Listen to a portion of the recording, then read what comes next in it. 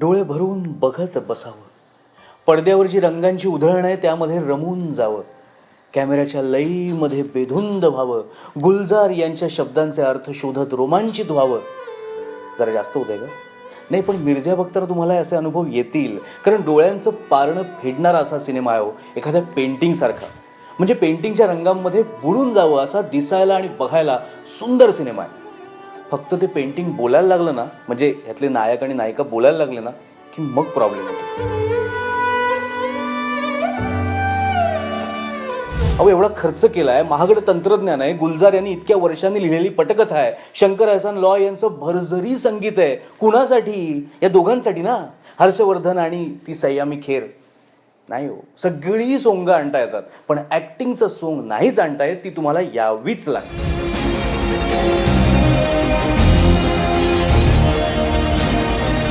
तो जाओ, कह दो अपने बाप से भागा हुआ खूनी मिल गया. हीर रांझा, लैला मजनू यांच्यासारखीच एक पंजाबी लोककथा मिर्झा साहिबा.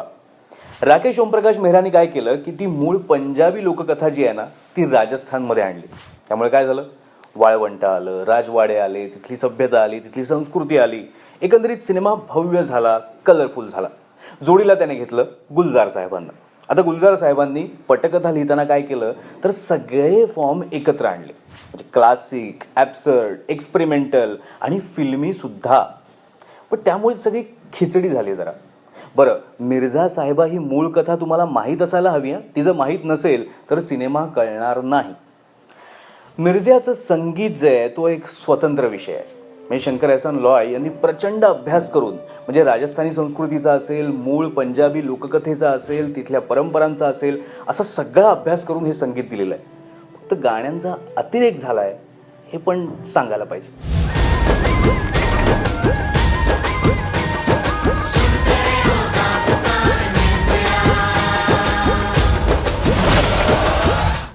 कलाकारांची कामं के रैना आहेत, किंवा आर्त मलिक आहे, किंवा अनुज चौधरी आहे, किंवा अंजली पाटील आहे, यांची कामं कडकच झालेली आहेत.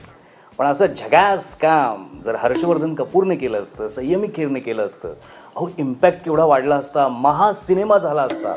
पण तसं दुर्दैवाने नाही झालं. पण तरी पण तुमचं गुलजार साहेबांवर प्रेम असेल, तुम्हाला एक व्हिज्युअली एक खूप सुंदर सिनेमा बघायचा असेल, एक म्युझिकल ट्रीट हवी असेल, तर तुम्ही या सिनेमाच्या वाटेला जाऊ शकता. राकेश ओमप्रकाश मेहराच्या या मिर्झाला मी देतो 2 पॉपकॉर्न. थांबा, खरा धमाका पुढे आहे. कारण आता मी जाहीर करणारे सैराट अद्भुत कॉन्टेस्टचे विजेते या आठवड्यातले विजेते आहेत योगेंद्र माटे आणि मोनिश कोरिया. दोघांचंही अभिनंदन. दोघांनाही हे सांगावं लागेल की तुम्हाला मेल करायचा आहे, म्हणजे आधी ईमेल करायचं आहे आणि त्यानंतर तुम्हाला DVD मिळणार आहे. मेल ID आहे popcorn@adbhutcreatives.com. सैराटची DVD अजून आम्ही देणार आहोत. कॉन्टेस्ट अजून सुरू आहे. या आठवड्यात आम्ही जो प्रश्न विचारलाय तो प्रश्न आहे, वंदना गुप्ते यांनी जे पहिलं नाटक केलं होतं त्या नाटकात त्यांचे नायक कोण होते? यासाठी हिंट आहे फॅमिली कट्टा इंटरव्ह्यू. या प्रश्नाचं उत्तर तुम्हाला द्यायचं याच व्हिडिओच्या खाली कमेंट बॉक्समध्ये.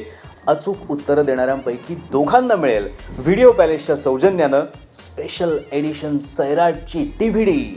तेव्हा ही DVD जिंकायची असेल तर अचूक उत्तरं द्या. तुमच्याकडे वेळ आहे 11 ऑक्टोबरपर्यंत, कारण 14 ऑक्टोबरला आम्ही विजेते जाहीर करणार आहोत आणि लवकरच आम्ही घेऊन येणार आहोत आणखी एक कॉन्टेस्ट. त्यामुळे कमेंट देत राहा, उत्तरं देत राहा. नवीन कॉन्टेस्ट येत राहतील, नवीन सिनेमे येत राहतील, त्यांचे रिव्ह्यू येत राहतील, त्यांचे इंटरव्ह्यू येत राहतील. लाईक करा, कमेंट करा, शेअर करा, सबस्क्राईब पण करा.